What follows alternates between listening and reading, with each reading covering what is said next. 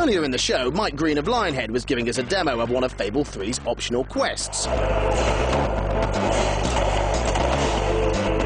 Perhaps you'd like it back with Mum.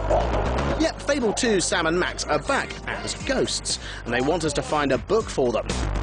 This is no ordinary book. It's the Normanomicon. It can summon the dead. Sam and Max are just completely obsessed by getting this book, even in the afterlife. The thing is, the book is in Millfield. Our Mum's got it.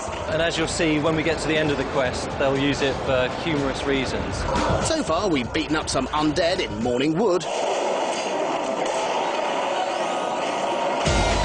Then we got a bit waylaid as Mike showed us the game's new 3D GUI.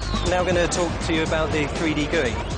Another thing that 3D GUI has, one of the other cool things about 3D GUI, one of the other big features is the 3D map. You can also select all your clothing in the 3D GUI.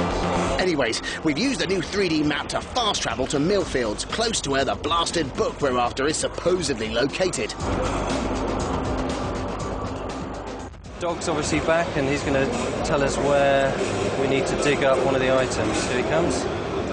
So here he goes. The dog's helped us find it.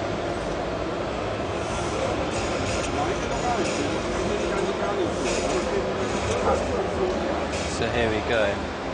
So we accept that, and now that's going to progress things onwards.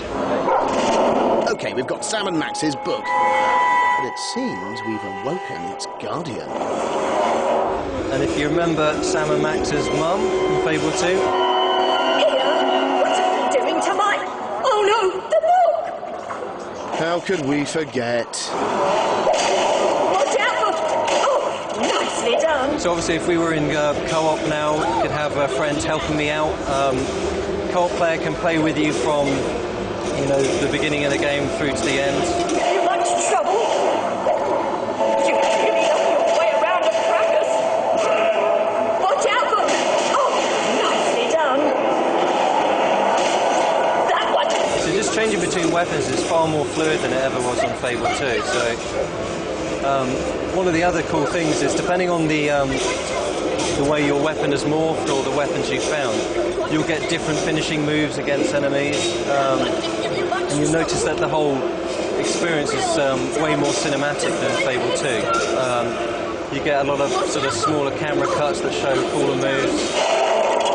Oh, you really clobbered that fellow.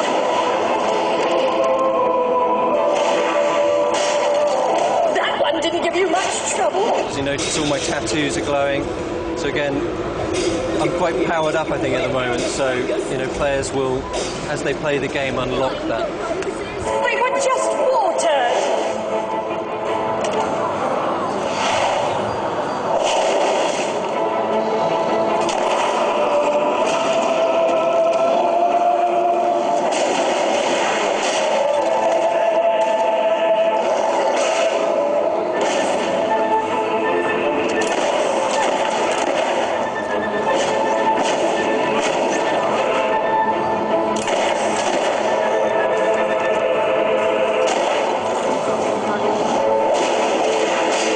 This guy before he spawns from a holoman. There we go.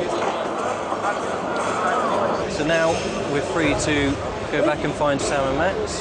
Well, you sorted out those holomen with no trouble at all. Perhaps you should keep that book. With your skills, it will be safer with you than in my grave. So we're just returning the Normanomicon back to Sam and Max. So they'll be very happy with that.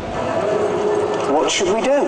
One of the other cool things about the optional quests is that we have entire regions that you'll just never see if you stick to the core story.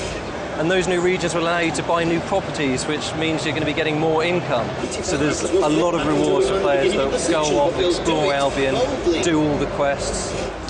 So let's give the guys the book. We've got it! Now, let's see what's in here. Ghost Pantry. Must be where the snacks are kept. Ghost Pants. That sounds interesting. Yeah, maybe a bit too interesting, at least to start with. What else? Ghost Party. Brilliant.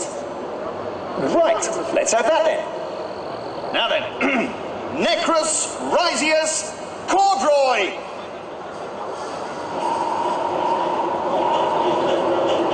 So We've now created a ghost party.